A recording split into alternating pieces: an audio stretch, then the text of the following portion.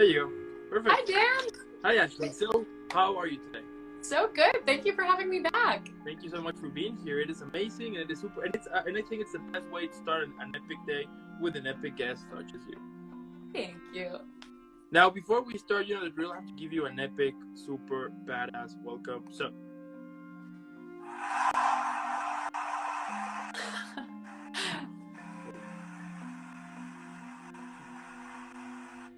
I love it. Great way to start the day. Right. Now, tell me what's new since our last interview. So we are getting into holiday season, which means advertising season. So I think most actors right now are just like super busy doing a lot of commercial auditions, which are like really fast turnarounds to start to like sell products and things into November and December. How cool is that? And how has been like the whole audition process now that everything is starting to open? So it's interesting. Like I there's been like a huge push. Everyone got used to auditioning at home, and it's kind of maintained that. Yeah. So it'll be interesting to see. I think at least for preliminary auditions, it's going to stay mostly at home, and then I think callbacks will start to be in person. That's kind of what I've been noticing. Mm-hmm. Which at first, it took a little while to adjust, but I love taping at home now. Yeah, totally, because I think that is also kind of saves time for both, right? Whenever the first audition is kind of at home, and then if they really want you, they call you now, but it's kind of a safe way, right? So you will not be spending like a lot of in transport here and there, you know? Yeah, exactly. Yeah. That's amazing. And like, what are some of the audition techniques that you have learned during this whole self-tape process? Oh my gosh, so this was a huge learning curve for me, but it's so imperative. You have to have good light, which like I started out with just a ring light. Now I have LED panels and backdrop. This is collapsible, so I'll just pop it out when I need it and fold it back up when I don't. And I have a little mic that attaches to my phone too. So those three things were game changers. Yeah, totally. I bet. Now, and what advice could you give to those who recently started doing self-tapes at home? Lighting is the biggest thing I can advise. I think like ring lights are relatively inexpensive. Start with that if you can. But like if you can't see your face or you have shadows, I think it's really just that's what I've heard from casting. It's very distracting for them. So I think if lighting's most important, and then like if you don't have a backdrop, just a blank wall and just work with what you've got. Try to be loud. Yeah, totally. Yeah. And yeah, actually, those ring lights, they're super cheap though. They're super cheap. Yeah. Yeah, anything to light up your face, it makes all the difference. Yeah, whenever like just when the pandemic was starting and everything, I bought like a lot of light like a lot of lights, in order to kind of make like my DJ sessions. But then I ended up being like, okay, I think that I bought too much, and like tripods and cables and extensions and everything. And then I stopped doing those sessions, and then I was like, okay, then I think that I don't have more use for them. But now I have back with the show, so I was like, okay. Good. Yeah. Good. Yeah, I've also held on to some equipment, not knowing if I need it or not. Yeah, I know. Yeah, it's because that sometimes they're on sale, and you're like, do I need it? Possibly not, but do I want it? Hell yeah. Yeah, I deal with that a lot. Yeah, right. Now, touching a little bit of your career here, like now, from all of the characters that you have played so far, tell me like what are some of your favorite ones, and also which ones could describe parts of yourself? Ooh, that's a good one. I think for that, I think I have to pull back from my theater background, because those are some of the roles that I really got to dive into and go heavy into.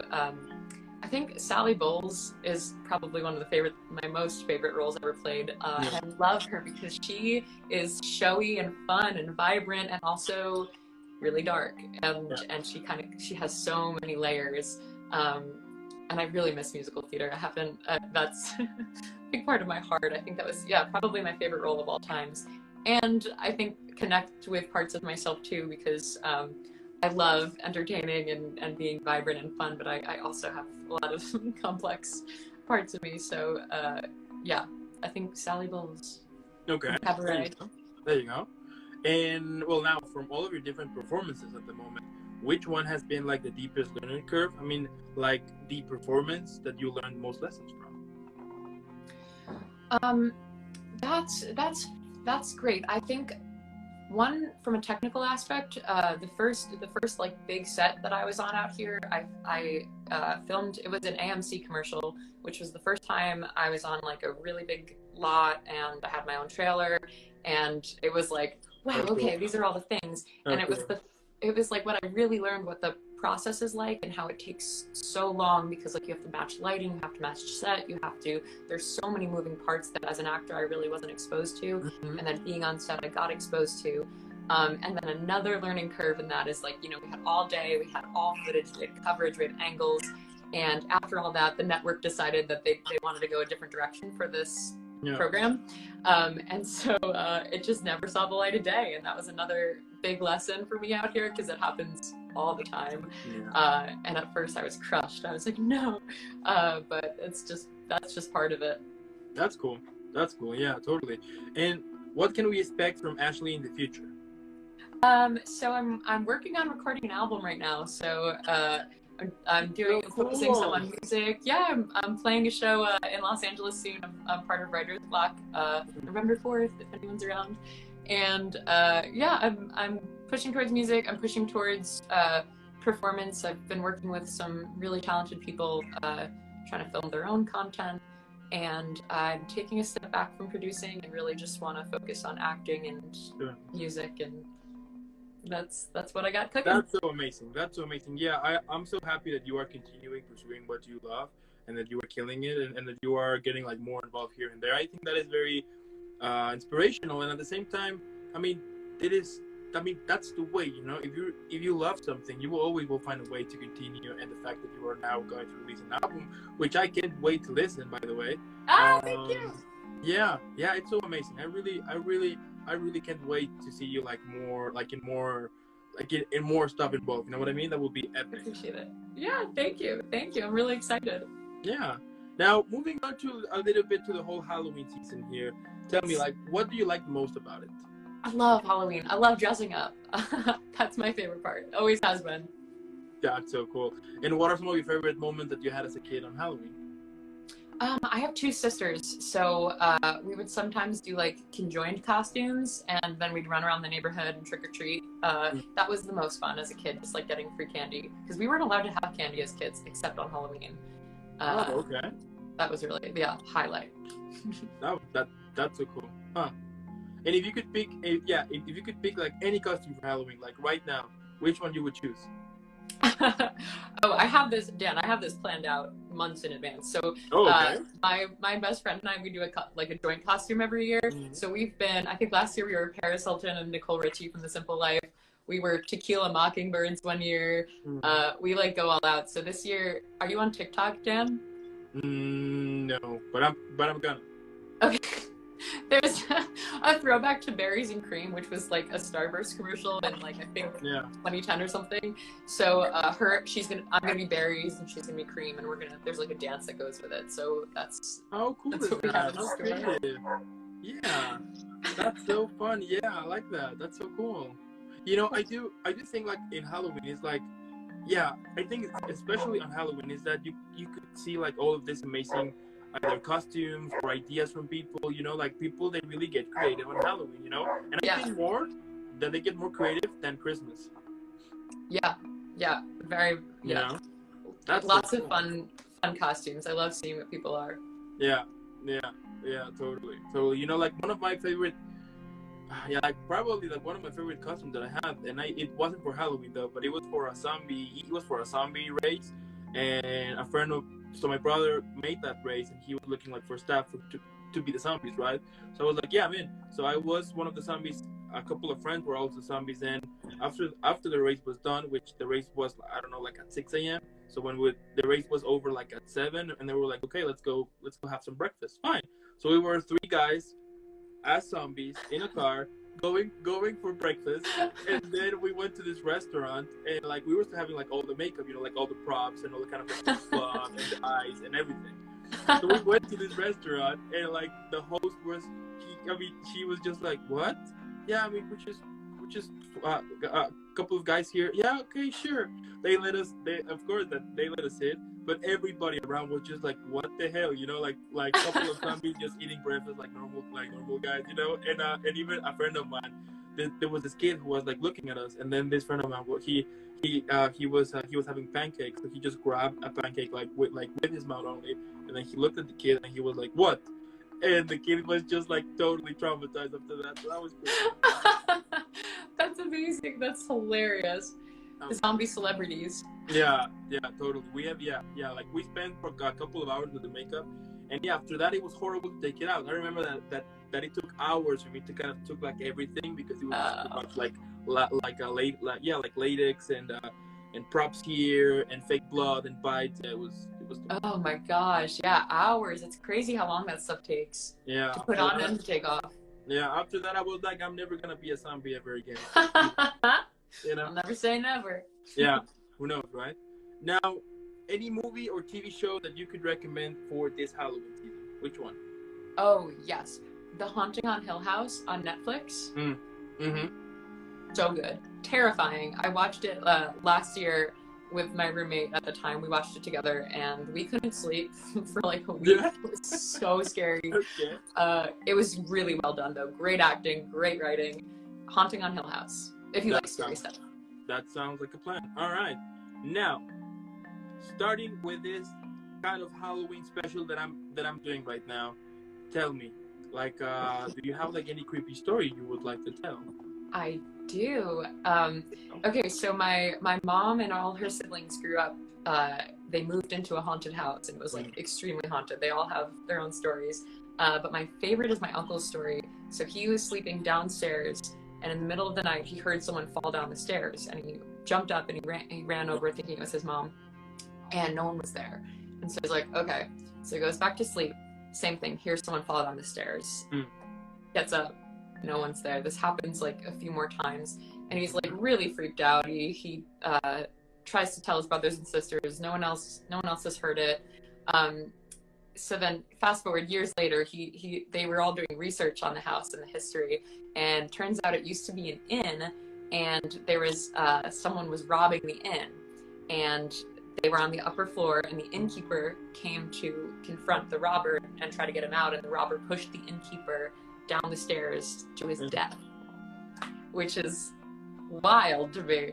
And really creepy. Yeah, he told me that when I was really young, and I was like, what?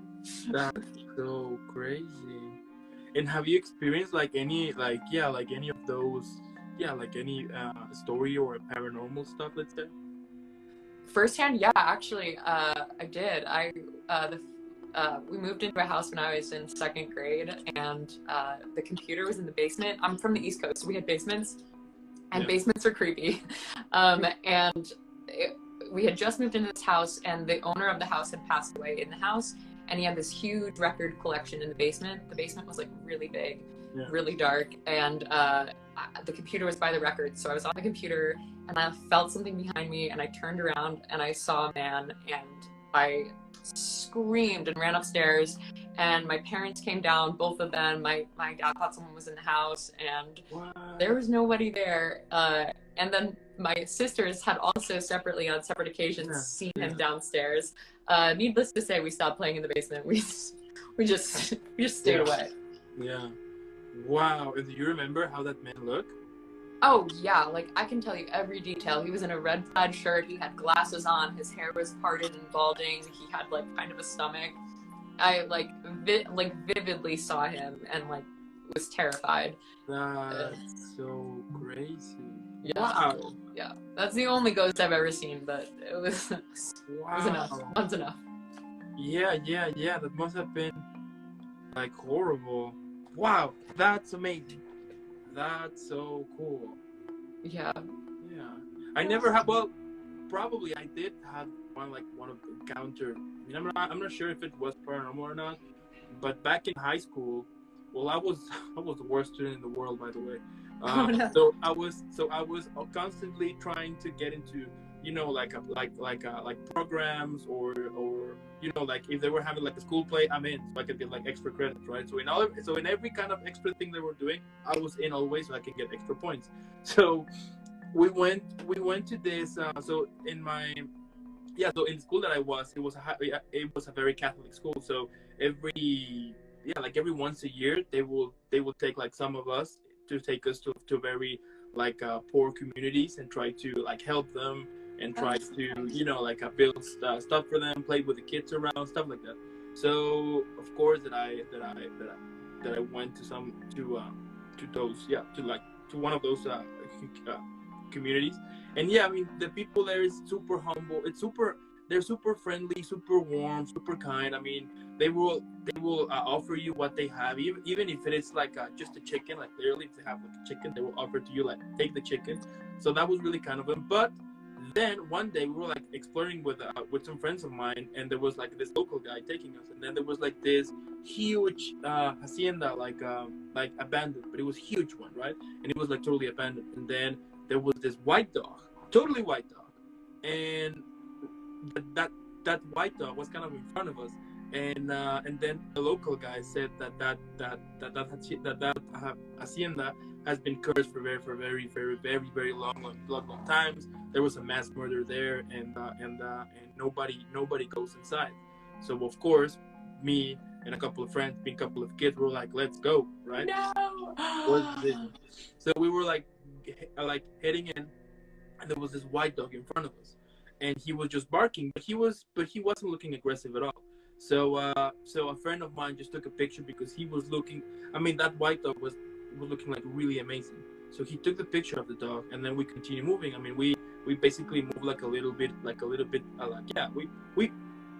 we basically passed it, right? And then right in front of the entrance there was like literally like a dark dog, a black dog, but that dog was huge, and that was looking very scary, and that was very aggressive. So we didn't went inside, but my friend took like a photo in front of the door, which the dog was in.